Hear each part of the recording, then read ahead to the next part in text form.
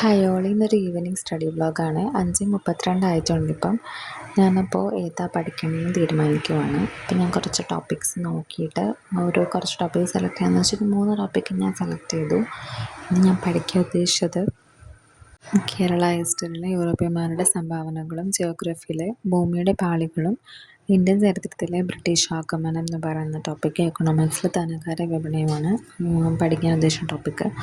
അപ്പം ഞാൻ ഫസ്റ്റ് തന്നെ യൂറോപ്യന്മാരുടെ സംഭാവനകൾ സ്റ്റാർട്ട് ചെയ്തു പഠിക്കാനായിട്ട്. അത് അത്യാവശ്യം ഒത്തിരി ലാഗൊന്നും ആയിരുന്നില്ല, സിമ്പിൾ ടോപ്പിക്കായിരുന്നു. ഞാൻ നേരത്തെ അത് നോക്കിയിട്ടുള്ളതാണ്. ഒരു നോട്ട് എൻ്റെ അടുത്തുള്ളതുകൊണ്ടാണ് ഞാൻ നോട്ട് പ്രിപ്പയർ ചെയ്തില്ല, വായിച്ച് ഉണ്ടായിരുന്നു. ഞാൻ ടെസ്റ്റ് നോക്കിയിട്ട് പ്രിപ്പയർ ചെയ്തായിരുന്നു. നോട്ട് ഓൾറെഡി ഞാൻ പ്രിപ്പയർഡ് ആയിരുന്നു. അപ്പോൾ അതുകൊണ്ട് ഞാൻ അത് വായിച്ചു വിട്ടുള്ളൂ. അത് വായിച്ച് വിട്ടുള്ളൂവെങ്കിലും ഇതിൽ കുറച്ചും കൂടി കൂടുതൽ പോയിൻറ്റ്സൊക്കെ ഉണ്ടായിരുന്നു. അപ്പം ഞാൻ അതുകൂടെ നോക്കി. ഞാൻ വിചാരിച്ചത്ര സിമ്പിളൊന്നും ആയിരുന്നില്ല. അപ്പം എനിക്ക് ഇടയ്ക്ക് ഒരു മടിയും കൂടെ വന്നായിരുന്നു. അപ്പം ഞാനത് എങ്ങനെയെങ്കിലുമൊക്കെ തീർക്കണം, ഇന്ന് ഞാൻ ഉണ്ടാക്കി വെച്ചിരിക്കുന്ന ടൈം ടേബിളെങ്കിലും തീർക്കണം എന്നുള്ള രീതിക്ക് ഞാൻ കട്ടയ്ക്കിരുന്ന് പഠിക്കുവാണ്. അപ്പോൾ ഞാൻ ഒരു കണക്കിന് തന്നെ അത് തീർത്തു.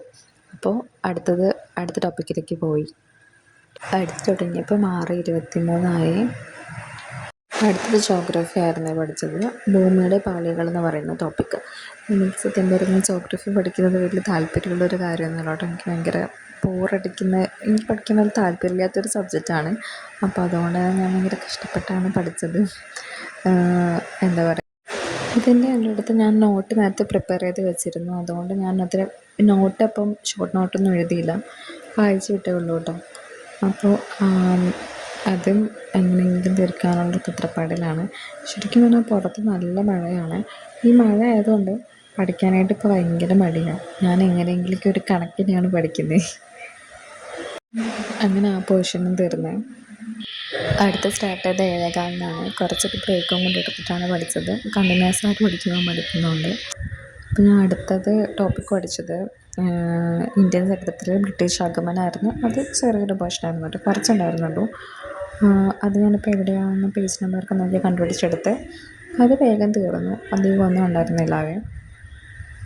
പിന്നെ ഞാൻ പഠിച്ചത് എക്കണോമിക്സ്, മറ്റേ ധനകാര്യ വിപണി എന്ന് പറഞ്ഞിട്ടുള്ള ടോപ്പിക്ക്.